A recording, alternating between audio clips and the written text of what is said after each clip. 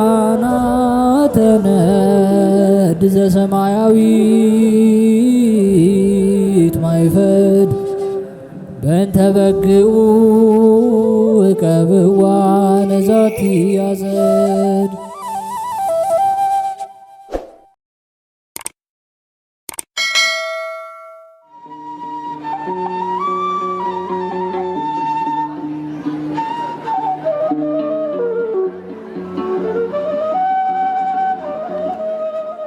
በስመ አብ ወወልድ ወመንፈስ ቅዱስ አሐዱ አምላክ አሜን። ሰላም እንደምን ቆያችሁን? ውድ የሊቃናት ሚዲያ ቤተሰቦቻችን አሜን። የእግዚአብሔር ስሙ ከዘላለም እስከ ዘላለም የከበረ የተመሰገነ ይሁን። በዛሬ ቪዲዮ ይዘንላችሁ የቀረብነው ሚያዝያ 24 የሚነበብ ስንክሳር ሲሆን ለዚህ ቻናል አዲስ የሆናችሁ እህት ወንድሞቻችን ቻናሉን ሰብስክራይብ በማድረግ ቤተሰብ እንድትሆኑ የአክብሮት ግብዣችንን አቀረብን። ወደ ቪዲዮ እንሂድ። መልካም ጊዜ። ሚያዝያ 24 የሚነበብ ስንክሳር። ዕረፍቱ ለቅዱስ ጻና። ሚያዝያ 24 በዚች ቀን ዜናው በመጋቢት 18 ቀን የተጻፈ የቅዱስ ኤስድሮስ ባልንጀራ ቅዱስ ጻና በሰማዕትነት አረፈ። ይህም እንዲህ ነው። ከባልንጀራው ከኤስድሮስ ጋር ካሰቃዩት በኋላ ባልንጀራው ኤስድሮስ በሰማዕትነት ሞተ። ቅዱስ ጻናም በእስር ቤት ቀረ።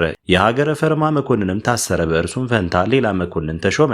ያንን መኮንንም የክብር ባለቤት የሆነ የኢየሱስ ክርስቶስን ስም የሚጠራ ክርስቲያኑን ሁሉ እንዳያስቀር ከሃዲው ንጉሥ አዘዘው። ስለ ቅዱስ ጻናም እርሱ ከጭፍራ አለቆች ውስጥ እንደሆነ ጽኑ ስቃይንም እንዲያሰቃዩትና ከዓላማውም እንዳልተመለሰ በነገሩት ጊዜ የከበረች ራሱን ይቆርጡት ዘንድ አዘዘና ቆረጡት። የሰማዕትነት አክሊልንም ተቀበለ። የቅዱስ ጻና እናቱም ቅዱስ ኤስድሮስ ሰማዕት በሆነ ጊዜ አስቀድማ እንዳየች አሁንም ብርሃናውያን መላእክትን የቅዱስ ጻናን ነፍስ ሲያሳርጓት አይታ ለሰው ነገረች። ምዕመናን ሥጋውን ወስደው ገንዘው ሰምዱድ በሚባል አገር ከባልንጀራው ከኤስድሮስ ጋር አኖሩት። በውስጧም እስከ ዛሬ በዓል ይደረግላቸዋል። ወደ እርሳቸውም በእምነት ለሚመጣም ታላላቅ ድንቆች ተአምራቶች ይታያል። በረከታቸውም ከእኛ ጋር ለዘላለም ትኖር አሜን። ለእግዚአብሔርም ምስጋና ይሁን አሜን። ዕረፍቱ ለሊቀ ጳጳሳት አባ ስንትዩ። በዚችም ቀን ለአባቶች ሊቃነ ጳጳሳት 65ኛ የእስክንድሪያ ሊቀ ጳጳሳት አባ ስንትዩ አረፈ። ይህም ቅዱስ ከታናሽነቱ ጀምሮ መንፈሳዊ ነው። በአስቄጥስ ገዳም በአባ መቃርስ ቤተክርስቲያን በበጎ ሥራ በገድል ተጠምዶ አድጎ በዚያው ገዳም አበምኔት ሆኖ ተሾመ። ከዚህ በኋላ ሕዝቡና ኤጲስቆጶሳቱ መርጠውት በእስክንድሪያ አገር ላይ ሊቀ ጵጵስና ሾሙት። ነገር ግን በዘመኑ ሁሉ ከእስላሞች ነገሥታት ታላቅ ችግርና ሐዘን ደረሰበት። ይኸውም በእርሱ ዘንድ ምንም ምን ያልኖረውን ሊሰጣቸው የሌለውን ብዙ ገንዘብ ይሰጣቸው ዘንድ ፈልገው ይዘውታልና። እግዚአብሔርም በእጆቹ ድንቆች ተአምራቶችን አደረገ። ብዙዎችን ጭንቅ ከሆነ ደዌያቸው አድኗቸዋልና ከሰዎችም ላይ ሰይጣናትን አስወጥቷልና በሀገረ መሪውጥ ላይ በጸሎት ዝናብን አዝንቧልና።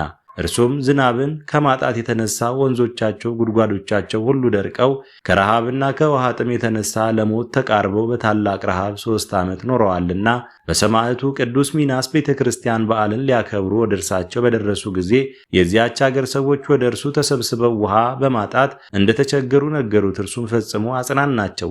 የቅዳሴውንም ሥርዓት ከፈጸመ በኋላ ፍጥረቶቹን ይቅር ይላቸው ዘንድ ይራራላቸውም ዘንድ ወደ ጌታችን ለመነ። የፀሐይ መግቢያም በሆነ ጊዜ ዝናብ ማንጠባጠብ ጀመረ። ከዚያም በራ።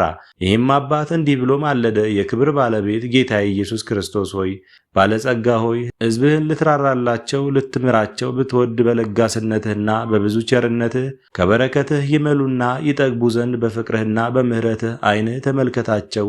ይህንንም ብሎ የንዋሙን ጸሎት ሊጸልይ ወደ መኝታው ገብቶ ሁለተኛም ወገኖቹን ያስባቸውና ይምራቸው ዘንድ ወደ እግዚአብሔር ለመነ። ወዲያውኑ ታላቅ ነጎድጓድና መብረቅ ሆነ። ብዙ ዝናብም ዘንቦ ጉድጓዶቹና ኩሬዎች ሁሉ ሞሉ። የተክል ቦታዎች ሁሉ ረኩ። ረሃብ በሆነባቸው በእነዚያ 3 ዓመታት ፈንታ በዚያች ምድር 3 ዓመት እንደመላ ኖረ። አራተኛውም በአስቄጥስ አረቦች በተሰበሰቡ ጊዜ በዚያ የሚኖሩትን መነኮሳት ይገሏቸው ዘንድ ከበቧቸው። ይህም አባት መስቀሉን ይዞ ወደ እርሳቸው ወጣ። መስቀሉንም ባዩ ጊዜ ወደ ኋላቸው ተመልሰው ሸሹ። በማንም ላይ ከቶ ጉዳት አላደረሱም። ደግሞ በትምህርቱ ከአገሩና ከመንጋው ውስጥ ክህደትንና ኑፋቄን አስወገደ። በዚያን ጊዜ ስለኛ መከራ የተቀበለው ትስብቱ ብቻውን ነው፣ አምላክ አይደለም የሚሉ ነበሩና። ይህም አባት ስንትዩ በከበረ በታላቁ ጾም ወራት መልእክትን ጽፎ ለሀገሩ ሁሉ ላከ። በውስጧም እንዲህ የሚል እያስተማረ ስለኛ መከራ የተቀበለ እግዚአብሔር ቃል በሥጋ ነው ከተዋህዶ በፊት ሁለት የነበሩ በተዋህዶ አንድ ባህሪ ስለሆነ አንዲት ሰዓት ወይም የዓይን ጠቀሻ ያህል ከቶ አልተለያዩም። በመከራ ጊዜ ወይም በሞት ከመለኮቱ ያልተለየ እርሱ አካላዊ ቃል በሥጋው ስለኛ መከራን ተቀበለ።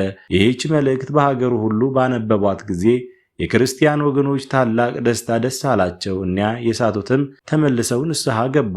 ሁለተኛም ደግሞ ምላሳቸውን መቆረጥ የሚገባቸው የተሳሳቱ የመለኮት ባህሪ ሞተች የሚሉ ሰዎች ተገለጡ።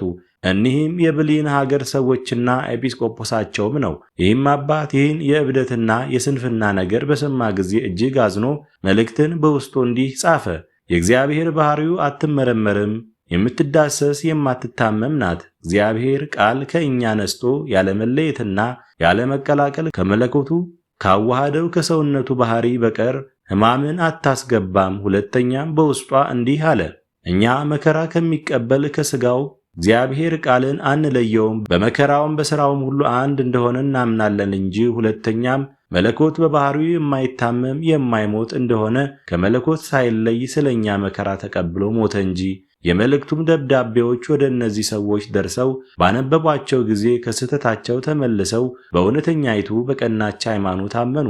ከኤጲስቆጶሳቸውም ጋር ወደዚህ አባት ወደ ሊቀ ጳጳሳት ስንትዩ ፊት ቀርበው የቀናውን እምነት ተቀብለው አመኑ። ታላቅ ስህተታቸውንና በደላቸውንም ይተውላቸው ዘንድ ለመኑት። እርሱም ስህተታቸውን እያመኑ በኤጲስቆጶሳቱ ሁሉ በካህናቱ በሕዝቡም ፊት እንዲሰግዱ አዘዛቸው። እንዳዘዛቸውም አደረጉ። በደላቸውንም ተወላቸው። ይህም አባት አብያተ ክርስቲያናትን ስለማነጽ የስደተኞችንም ቦታዎች ስለማዘጋጀት ብዙ የሚያስብ ነው። ከዚህ የሚተርፈውንም ለድሆችና ለምስኪኖች ይሰጣል። መልካም ጉዞንም በመጓዝ እግዚአብሔርን አገለገለው፣ በሰላምም አረፈ። የሹመቱም ዘመን 15 ዓመት ሆነ። እግዚአብሔር ምስጋና ይሁን። እኛንም በዚህ በአባት ስንትዩ ጸሎት ለዘላለሙ ይማረን፣ አሜን። የአባ ይድራ መታሰቢያ። በዚችም ቀን ደብረ ሲና የከበረችበት የአባ ይድራ መታሰቢያው ሆነ። ክብር ጌትነት ገንዘቡ ለሆነ ለእግዚአብሔርም ምስጋና ይሁን ለዘላለሙ አሜን። አስጀምሮ ላስፈጸመን ለልዑል እግዚአብሔር ክብር ምስጋና ይሁን መቼም መች ለዘላለሙ አሜን። ውድ የሊቃናት ሚዲያ ቤተሰቦቻችን ሚያዝያ 24 የሚነበብ ስንክሳር ወደ እናንተ አቀረብን። ይህን ይመስል ነበር። በቀጣይ በአዲስ ክፍል እስከምንገናኝ ድረስ እግዚአብሔር ቸር ያቆየን። መልካም ጊዜ